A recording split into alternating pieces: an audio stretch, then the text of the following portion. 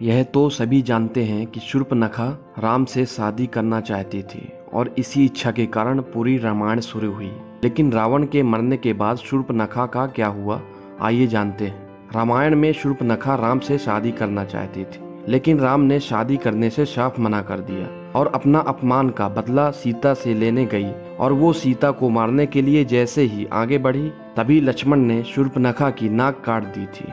इसी बात से शूर्पणखा के कारण राम और रावण का युद्ध हुआ। उस युद्ध में रावण की मृत्यु हो गई, लेकिन शूर्पणखा का वध नहीं हुआ था और वह जीवित थी। उसकी नाक और कान कट जाने के कारण वह कपड़े से अपने चेहरे को छुपा कर रखती थी। रावण की मृत्यु के पश्चात वह दैत्य गुरु शुक्राचार्य के पास गई और जंगल में उनके आश्रम में रहने लगी।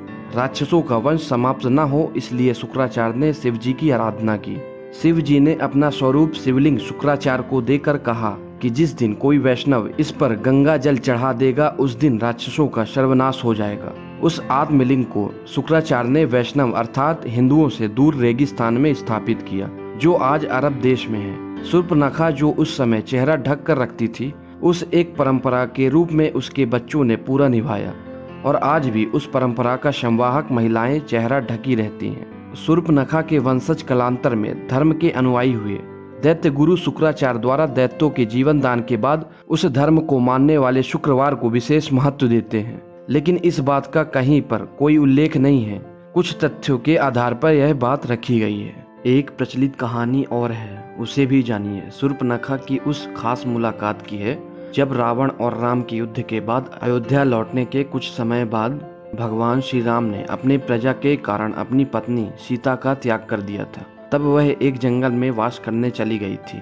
इस जंगल में शूर्पणखा सीता से मिलने आई थी, जो सीता अशोक वाटिका में कैद थी, जो सीता अपने पति राम के त्याग के बाद जंगल में समय बिता रही थी। वही ये सीता अपने पति द्वारा त्यागी गई है और एक आश्रम में रहने के लिए मजबूर है।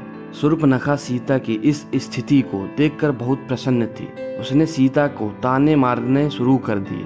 कैसे एक बार राम ने उसे अस्वीकार कर दिया और कैसे अब श्री राम ने सीता को त्याग दिया। शूर्पणखा ने सीता को यह भी याद दिलाया कि कैसे उनके पति भगवान राम ने उसका निरादर किया था। शूर्पणखा ने सीता से कहा कि आज उनकी यह स्थिति देखकर वह बहुत खुश है और संतुष्ट हैं। सीता अत्यधिक धैर्य से शूर्पणखा की हर बात सुनते हुए धीमे धीमे मुस्कुरा रही थी। उन्होंने शूर्पणखा से कहा कि उसकी बातें कुछ वैसी ही मीठी हैं जैसे मंदोदरी के बगीचे में बेर थे। सीता के चेहरे पर मुस्कुराहट देखकर शूर्पणखा आग बबूला हो गई।